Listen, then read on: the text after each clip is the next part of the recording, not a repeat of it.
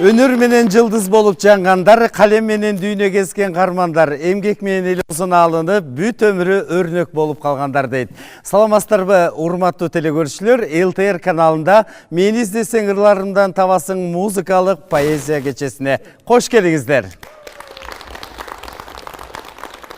Өрüm сөзі белге жетіп, барталарымын қылымдарда атта өттіп сақталармын деп, мына ушундай ырлары дағы бүгін экинчи өмір жашап, элдин жүрөгүндө жашаган акын, сатирик, драматург, жана котормочу, эстер жазуучулар союзунун мүчөсү Мидин Алыбаевди эскергени турабыз. Бүгүнкү биздин көрсөтүүбүз Залкар акын Мидин Алыбаевдин чыгармачылыгына арналат. Ал эми бүгүнкү биздин ЛТРдин төрүндө кыргыз элинин адабиятынын аксакалдары, мына ушу Мидин Алыбаевди көргөн инсандар, жана ошондой эле Мидин Алыбаевдин ырларынан таасир алгандар жана келечек муундар отурат. Андыктан дагы жолу сиздердин дүркүрөң кол чабыңыздар менен биз көрсөтүүбүздү баштайбыз.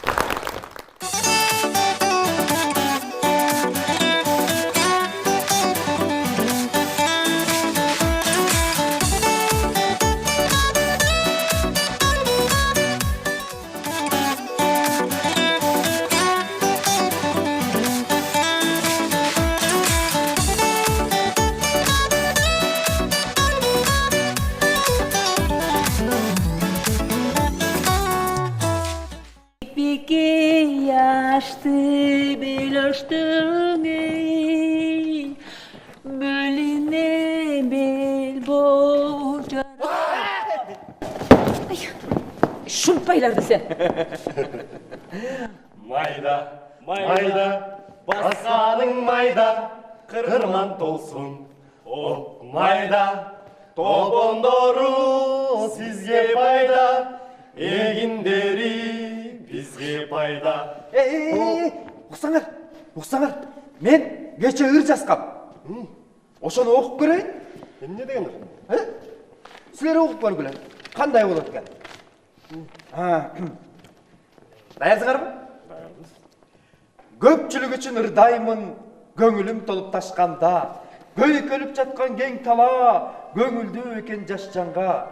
Көрүп берет шумдук трактор, көк түтүн тур деп асманга. Ай көк түтүн, келечи. Кел, мына ысык нан алып келдим. Жегиле. Нандын ысыгында. Ачып алсаңар керек. Давай жей. Жок.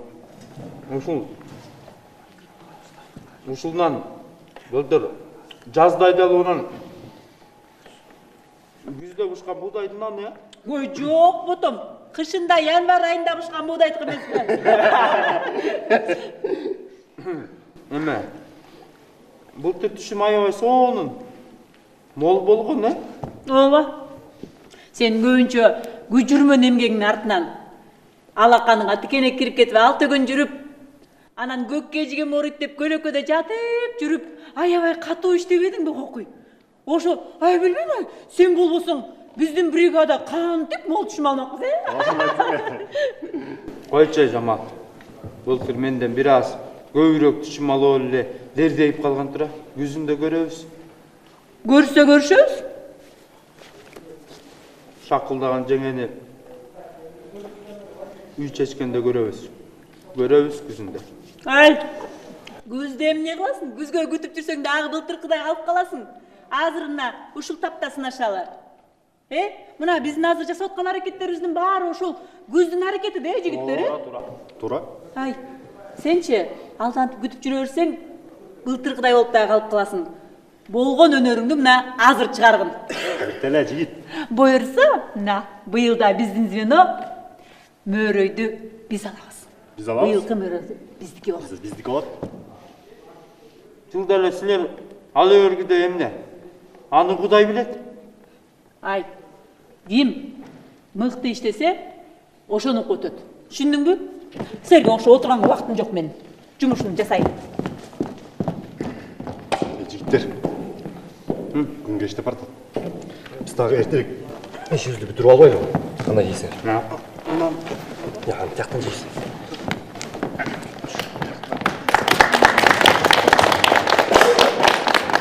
48-жылдарда китеби колго тийип калды. Ошол убакта жаштар айылдагы жаштар дүүлүгү эле ошо эл дагы Мидин жөнүндө köbürek kep salıp ırların ukmuşturbayı da oşentip kaldı. Anan biz koldan kolga ötüp kaldık. Kitap tiyibeyt. Kitap çıkkan eken, azırak gelgen eken, kitapxana oşondan göçürüp alıp eptep. Anan ança-mınça gıngıldagan bolup ırdap kaldık. Oşol wagtda 7-nji klas okup turgan çağыбыз. Hem 7-nji klasda oşonda 15 gelip kalgan kez. Enen keyin oğlugup, ança-mınça basıp, ırdagın gelip, oşentip süylögün gelip turgan wagt doktorlup, kayran waganan oşonda Midike'nin ırların birinci olup biz kitebi menen tanıştık. Andan keyin o Midin jönünde, anın joruktары jönünde el orasında köp bat ele tarap turdu. Jeldey tarap. Oşo sebebi kanday okuyaları olsa, kanday sözleri olsa şonun barın el orasına geliyor, eldi güldürüp, el katkırıp, anan keyin oşentip kalar ele. Böl keyin men bul 52-nji ýyly Karakoldagy Mugallimler Institutynyň fizika matematika fakultetini bitip, Koçkorda mugallim bolup kaldım 52-nji ýyllarda. Midin jönünde elge aytyp, Midinden bir Jantek'tin Gerezi degen piyasasyny koymak bolduk. Men oşo muruntadan bir satiraga jakyn bolup, anan keyin Şarşen'den, Guyruçuk'tan, jana başkalardan joruktaryny aytyp eldi güldürüp jürerdim. Anan keyin oşo Jantek'tin Gerezini koýaly dep, kolhozdun komsomolları menen süýleşip olan Jantek'tin Gerezini koyduk. Jantek'tin rolun men atkardım. Anan keyin Midike'den ırlarından, satiralarından aytyp berdim. Kalgandary dagı ırlarynda oşo günü elge oşunçalyk bir kuwanyç boldu. Al wagtda gaýda 52-nji ýyly, al wagtda teatr da jok, teolar da jok. Anan keyin oşo biz Midenden Jantek'ti Gerezi anırlary menen oşo laýylda bir düň bolgan. Midende eskergen iki çoň zalkar bar. Guyruçuk 34-nji ýyly gelip ýazgıçylar sınap atkanda Guyruçuk aýtgan eken. Tetiginde ördek tumuşuk, arıstan töş, karışkır göçük bile turat, bugün deptir. Oy midini alıp ayt degeniniz satirik deptir. Tirinde yaxşı söz ukpaysın, ölgöndeyin atın çağat degen eken. Anan raykan bağ beret emespe. Bu midin deyit. Bu tabiat bergen, tabiattan gelgen bir çoğun talant deyit. Özünün kudretine jaraşa Kırgız adabiyatyna agıp gelgen Soğulboz altın bulak degen.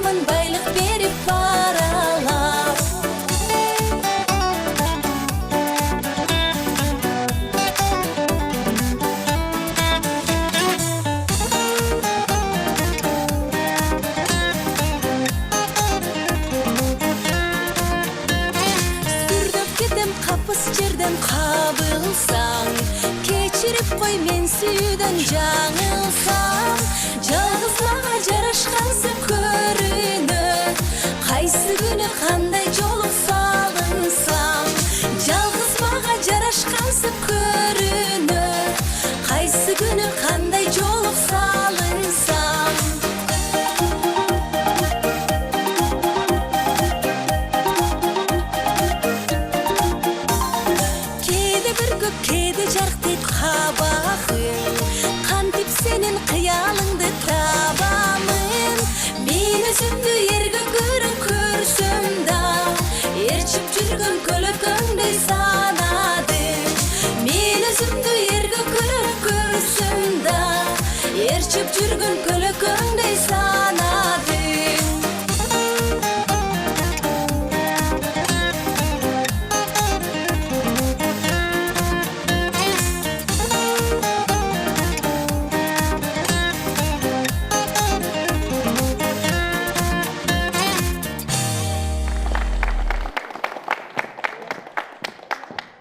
Эммидикем дайыма ошол жумгалга барганда мен кичинекей кезим эле дайыма биздин үйгө келер эле.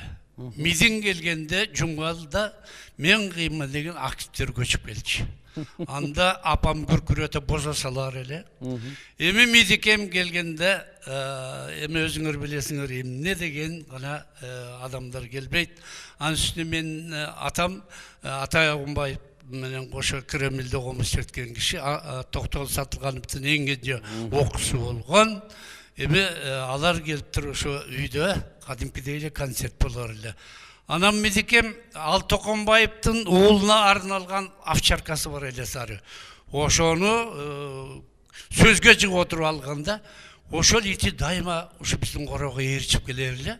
Качан мидикем кеткенде кошо ээрчип кетер эле. Алыбай деген атасын да көрүп калдым. Биз бала кезибизде ошо чөмөлө чапчыбыз ошол жерден. Эми мидикем жөнүндө мен үчүн Алыкул менен Мидин экөө эгиз кожудай. Чыгармачылык боюнча. Алыкулдун да 7-8 ырына обон чыгардым. Мидикемдин дагы ырына обон чыгардым.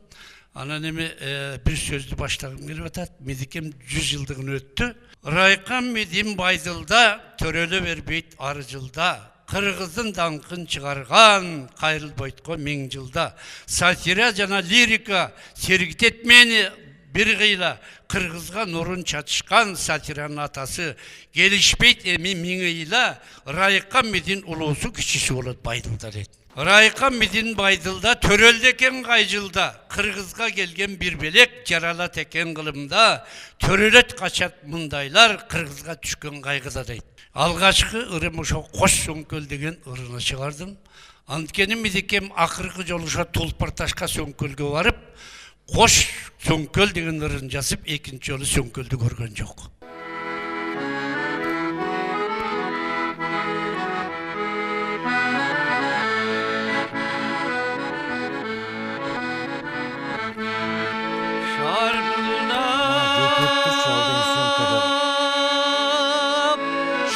Çıkıp tolkup taşkan Yerinde cayıp düşüp göbük çaçkan Ay söngül kızımdı unutan mı Kalkayıp kalkan kal kosmalı başa taşkan Tam şankan Tamaşandan çıkkın gelbeyt Tarıkta tağılgan Tağılgan Tulpar taştan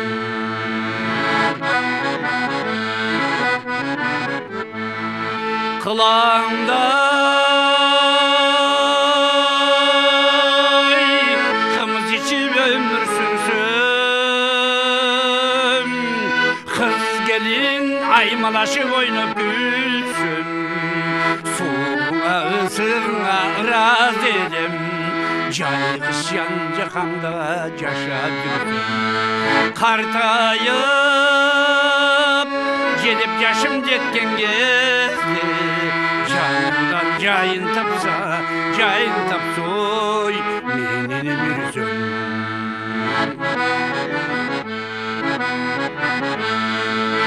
Ceginde Turdum söngöl boldum sınap Gölgölüp gölgüp jatkan sen bir sınap Suretің сұлулығын қуандырды Езілтіп жүрегімді қытырған Беріліп құштар болып жетіп саған Кедешат кеді менің алапсағына Қайғысыз ойсыз мұңсыз қайқып ұшқан Қап шіркін ғазілдігің болсын ғана Kaygısız, oysuzsuz kaygım uçkan Kap çirkin gazürlüm, kadürlüm Bolsun bana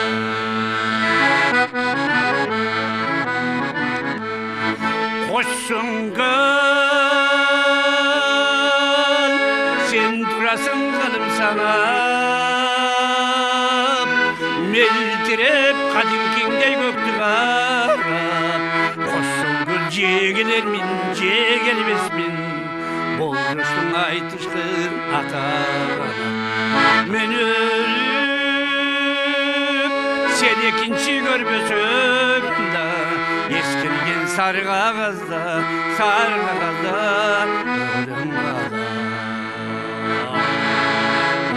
ölüm kala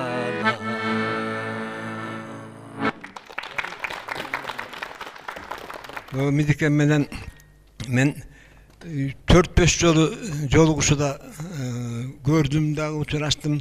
Биринчиси мындай болду. Жанагы мен китебим чыкты мына исерсүн бүткөнчө. Ошондо жазгам. Ошо жанагы бир жолу университетте мен 2-нчи курстарым актовый залында бир чыгармачылык жолугушу болуп калды.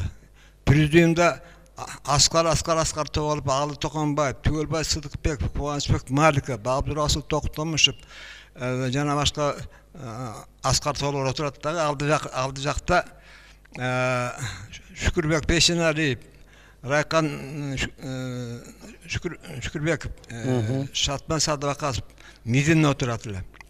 Анан баягы алып баруучу президиумдагы баарынын атын атап берип, анан кийинки муңга келип туруп, бул жерде алдыда Райкан отурат, Шүкүрбек отурат, тиги отурат, жана башкалар дедиле Мидикең тура калып туруп, ошо жана башкалардын ичинде мидин албайт отурат деди.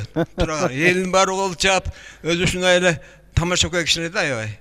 Ошо мен эсимден кетпейт. Ошо тура калып туруп, ошо жана башкалардын ичинде мидин албай отурат деп туруп элин баарын кол чаап турган.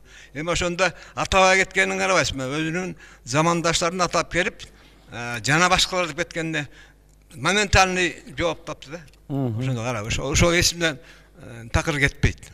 Мидикем китепке да жаздым дагы. Экинчиси, ошолда университетте бир жолугушуда мен мурда болуптур, аны Темир Кулметов айтып калчу эле. Бир маалда эле залда отурчу президиумда тиги Чаяктан келген башкармалар, эсепчилер, тигилер баягы тебете кийип, түлкү ичик кийип эле отурушат дейт. Мында карасаң арасында мидин отурат дейт. Балпага тебете кийип эле баягы жаккалы көрпө кийип эле. Анан буганда болуп калды. Башкармалардын ичинде эмне эшеси бар деп.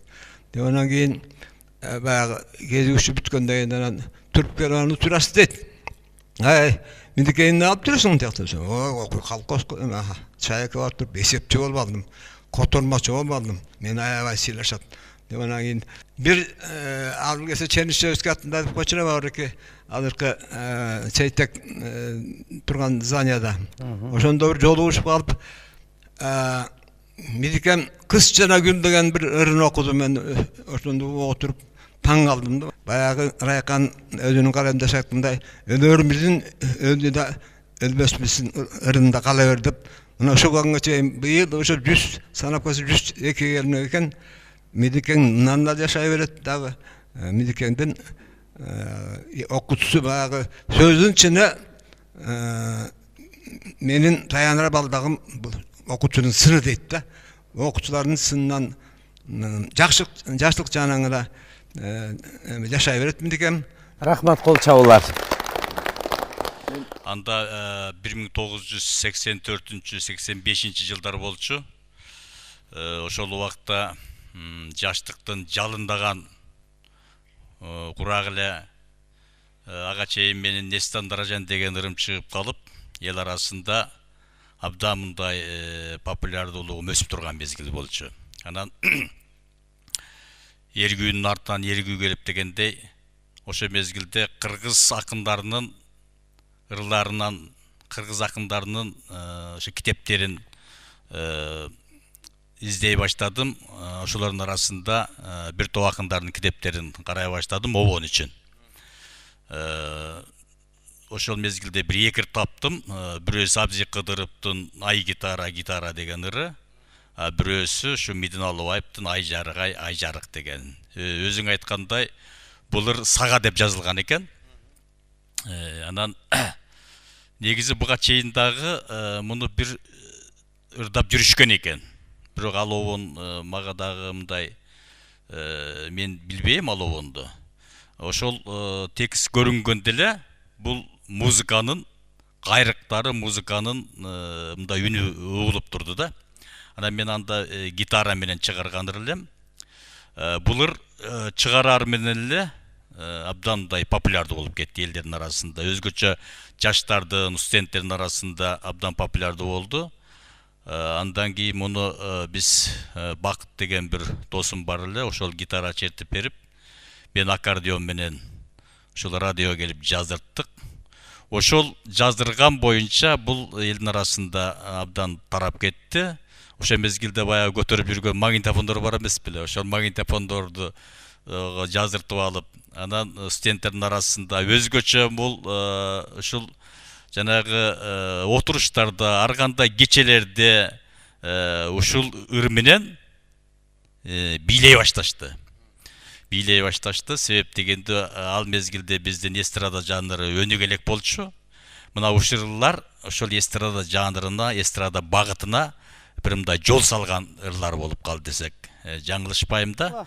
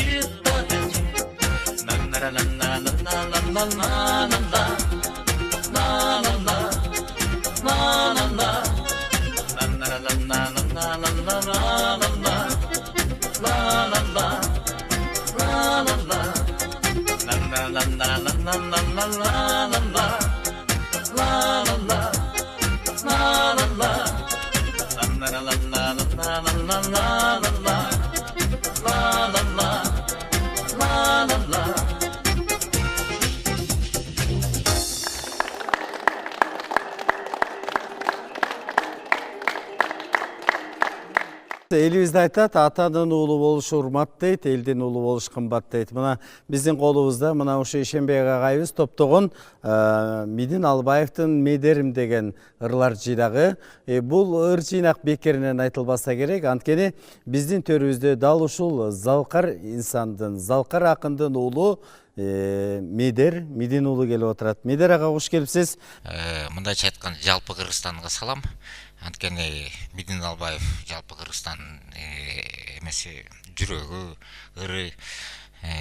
Эми көп көргөн, Мидинди көп көргөн кишилер көп айтып берет. Мен Мидинди көрбөй да калдым. Бирок мындай Мидин каза болгондо мен 1,5 жашта болчумун. Эми Мидин Албаевдин баласы болгон негизи оор эле экен мындай кишининчи. Мен мындай эстейм, Чаекте жашап жүргөндө центральный көчөдөн өтсөң, Таятама барчымында. Элдин баары өпкүлөп чыгат да, кемпирлер, чалдар, анан тияка 1 саатта жетесиң да. Ошон үчүн мен айланып, үстүңкү жол менен тезирээк эл менен жолукпай, тияктан өтүп кетейин дечимин. Бул мындай эме да, кичинекей балага мындай эмете берсе, ой нанайын тигиндей миндей ар бир балдар ар кандай сезип калат.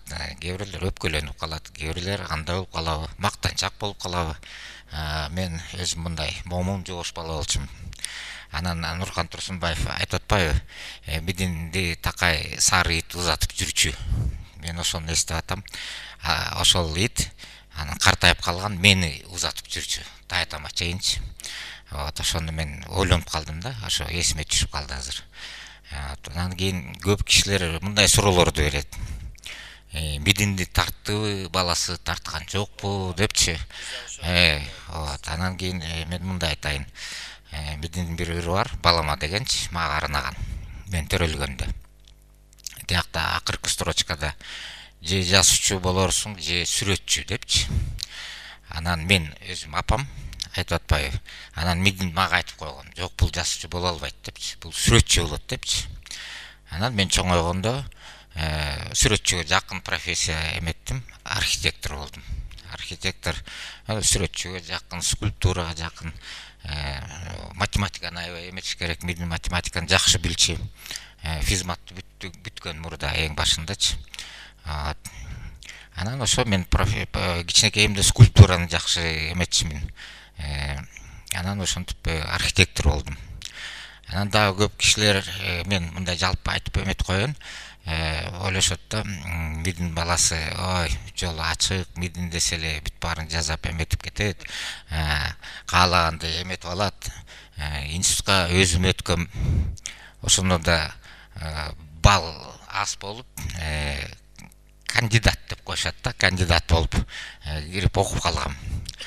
Анан мен өзүм летчик болоюн дегем да. Апам эң кыялымдачы, мен сразу лётныйга өтөйүн десем, апам капа болуп, жаңгыс бала болсоң тияктан өлүп калсаң анан кой айнанайын, эми жүрөгүмдө калып калды, жаңгыс баламын да. Мен Мидинде жаңгыс баламын, анан чоң атам да жаңгыс баламын да. Жок, бизде ыр жазгандар жок. Улуу эжем сүрөт тартат. Анан да эжем переводчик, бирөөсү мугалим. Анан мен архитектормун. Анан мисалы Сөңкөлгө барганда Тулпар ташка баргам да. Анан ошондо мындай сезим пайда болот экен, ушу Тулпар таштын жанында Тулпар таш турат да. Ушу жанында отуруп, тиги Сөңкөлдү көрүп, мындайча айтканда мындай сезим пайда болот экен, атам жанымда дегендейчи. Анан ушу Сөңкөлдү көрүп, муну чөп гүлдөрдү көрүп эметкен, ошондо мындай ощущение болот экен да. Мидин жанымда турат дегендейчи. Атаңыз, жанымда, атам. Баса мен көнүп калып турмун, Мидин деп айтыпчы, анткени мен ата дебей калгам да, көрбөй калгандан кийин. Анан элдер жалпы Мидин дейт да, анан мен да Мидин дей берем. Анан туугандар, классташтар мага замечание кылат, Мидин деп ата дебейсиң. Ата деп айтпайсың. Ата деп айтпайсың. Ошо мен жалпы элдердей эле Мидин деп айтканды көнүп калдым. Кол чабуулар. Рахмат сизге.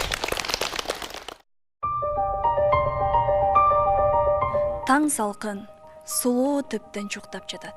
Төгүлгөн кара чачы жаздык жайпап, көшүлгөн көркөмүңө көөнүм толуп, ойготпой ойго кетип турам байкап. Бүркүлөт, кээде жарк деп кашың керет, экерин эп келишип булк-булк этет. Түн бою чырак тиктеп олтурду эле, түшүнө алдан эле кирсе керек. Сүрөтүн сүйгөнүнүн карап жал-жал, эсине түшкөн эле тигил булал, алыста кыргын салып жүргөн жарын чын эле көрсө көрүп жаткан чыгар. Бүркөлүп неге мынча түйдү кабак, жакыны жарадарбы жагы канап, удургуп укмуштарга ургулаган, түш чиркин кызыксың ата канат. Аралап алгалаган калың элди, так ошондо көз чалды сүйгөн эрди, эсен со жок жарадар эмес экен, андыктан кайра жарк деп кашың керди. Билесиң го, кансыз согуш болбосун. Кан де учат, жан де учат коргошун. Кан майданда кызылгон көрүнөт. Каалап тийген кадыр шерип жолдошун. Эрдин эри кармашууда тандалат. Эрлер учат, элерчитип алгалап. Октор учат эрегишкен кезекте. Ажал издеп, этекченди жалмалап. Ошол кезде балким бир ок жаңылган. Кимди билет, кимди тандай табылган. Кара кийдиң кайран элден айрылып, сөгүлчүдөй бүт кайышып кабыргаң. Ыйлабачы, мончок жашың төкпөчү. Эмне мынча эзибиштүү өрттөдүң, турасың го элестетип элжиреп, коштошоодо колуң кысып өпкөнүң. Ыйлабачы, кара чачың жайбачы, кайрат кылчы, катуу белиң байлачы, кайрылгысыз колдон учкан шулкардын кагылайын кайдан болсун айласы.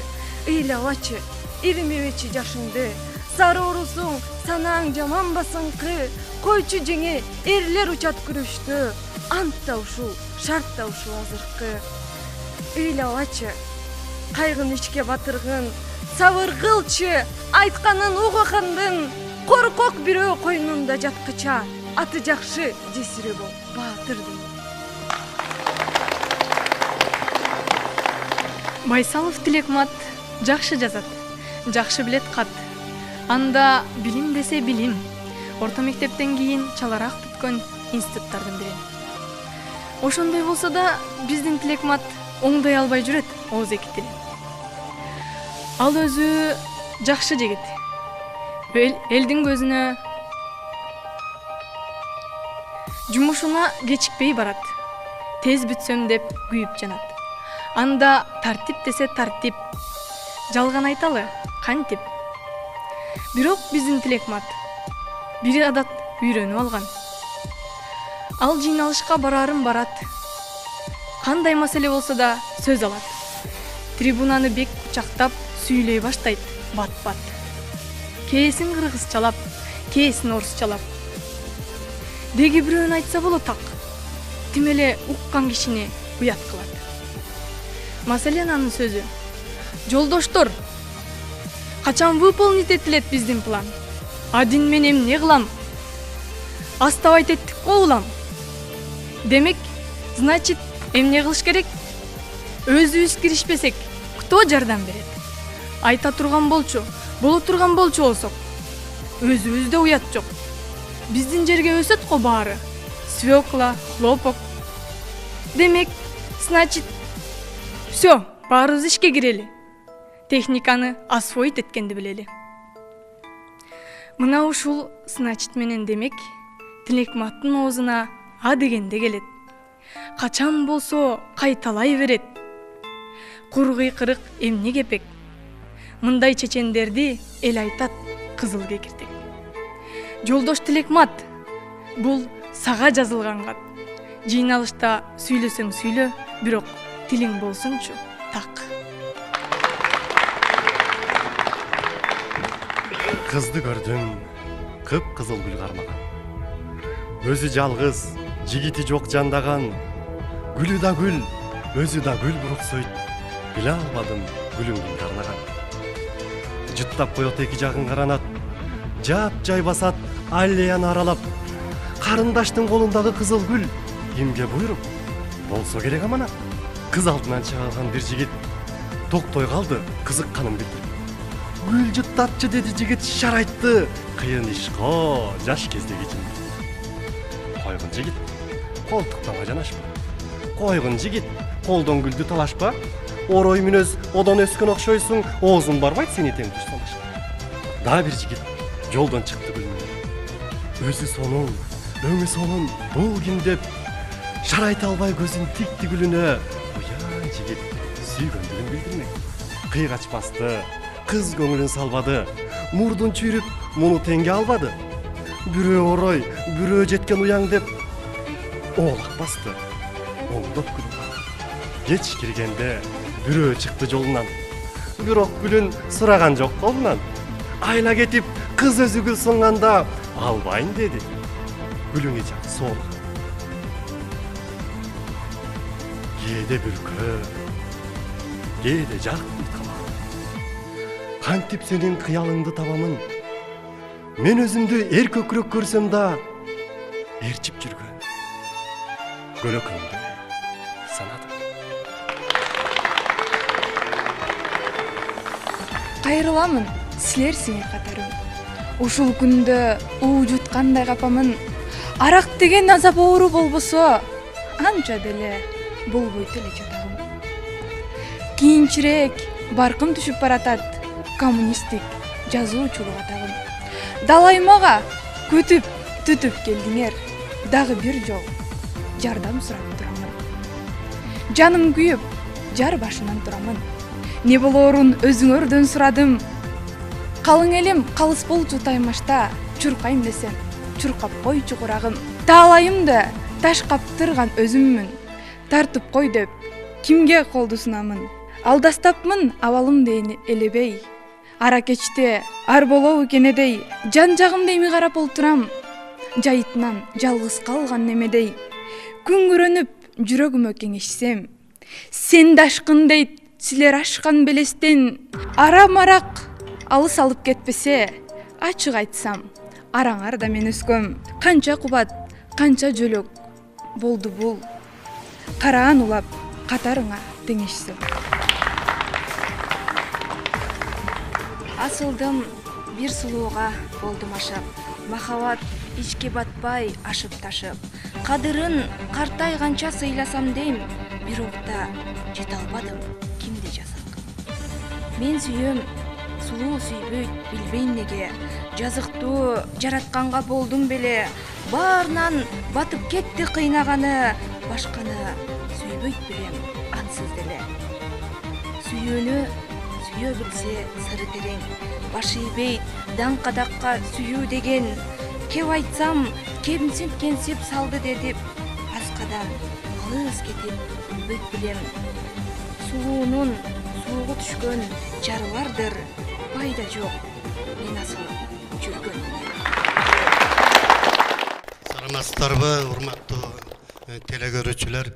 Бүгүн абдан жакшы күн болуп атат. Себеби Кыргыздын классик акыны сатирик Мидин Алыбаев жөнүндө Элтер каналы тартып эскерип атабыз. Бул абдан жакшы, рахмат баарыңарга. Эми бул Мидинди тааныштырып отуруштун зарылчылыгы жок. Элдин баары билет. Кыргызстандын кайсыл жерине барып Мидин деп койсоңуз эле, ошол жерде отургандар Мидин жөнүндө кеп уланат да. Мидиндин айткан сөзү эле, Мидиндин ыры эле деп азыркыга чейин мына унутпай ырдап жүрүшөт.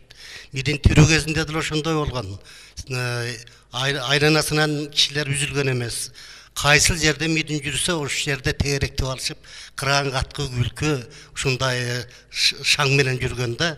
Ошо тирүү кезинде эле анын талантын баалагандар болгон. Мына 60 жыл өттү каза болгонуна.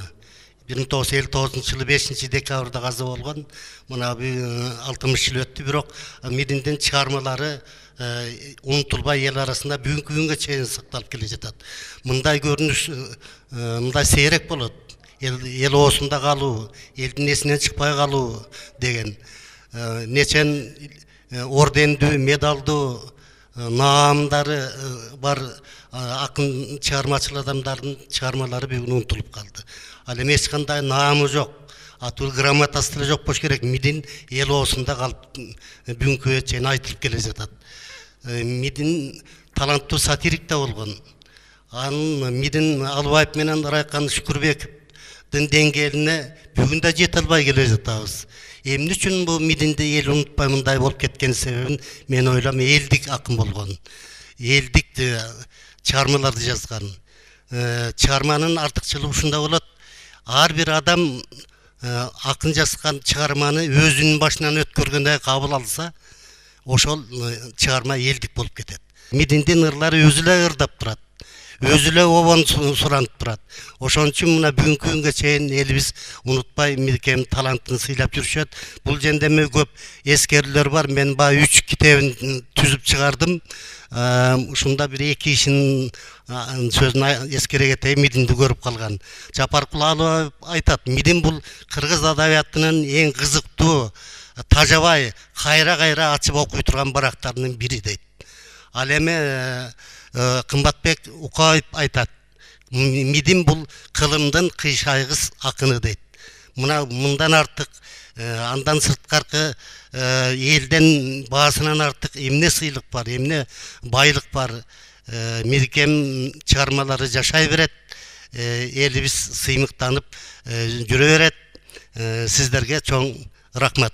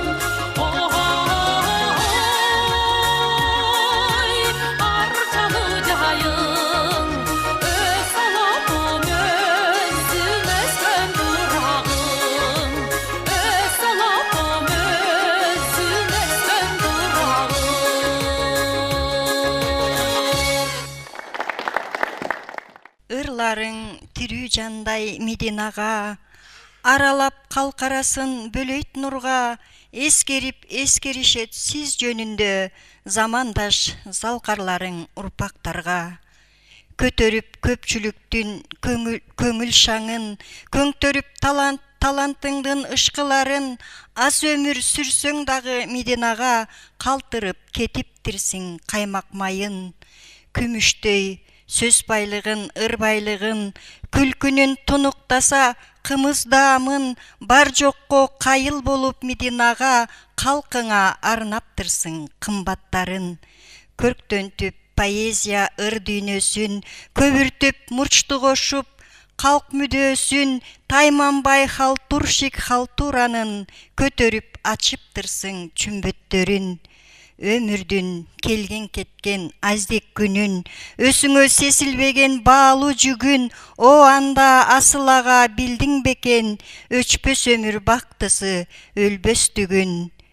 Бүтүндөй болуп кыргыз сүймөнчүгү, кетсиң да аз өмүрлүү саз дүйнөлүү, жөнөкөй эл атынан айткым келет, рахмат мурасыңа түбөлүктүү. Байдылда райкандар болуп жолдош, күпүлдөп ырлар окуп көчө бойлоп, жаңырчуу экенсиңер бульвар паркты ыр менен шаңга бөлөп гүлгө ороп. Ананда жаркын элес айлангансып, жүргөн сүт сөңкөлүстүн байыр алып, сезилет сезем чындап духуңузду, толкундар арасынан карагансып.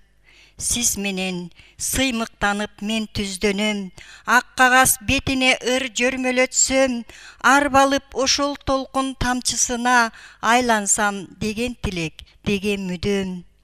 Кубанып ушул келген дареметке, кубанып ыр жасамын дайым сизге, пейли ак дили таза Мединага, ушул ыр болсун белек элесиңе.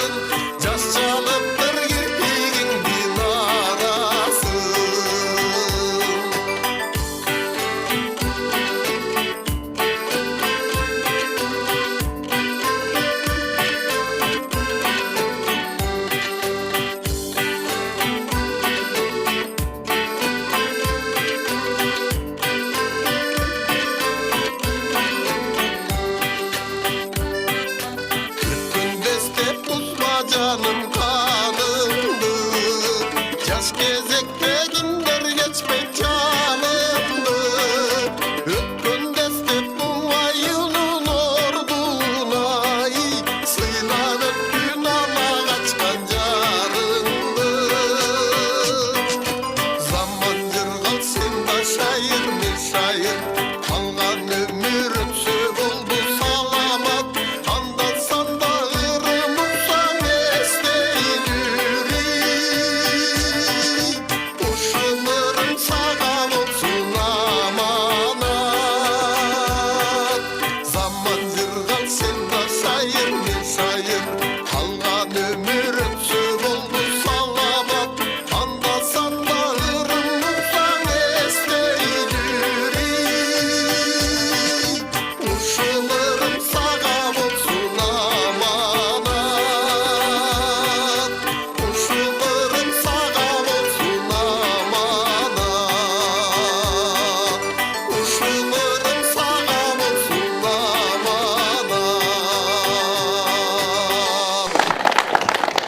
Урбаттуу телекөрүүчүлөр, биз болсо бүгүн Мени издесең ырларымдан табасың музыкалык поэзия кечесинен акын жана сатирик котормочу, эстер жазуучулар союзунун мүчөсү Мидин Алыбаевдин чыгармачылыгына дагы жолу кайрылып өттүк.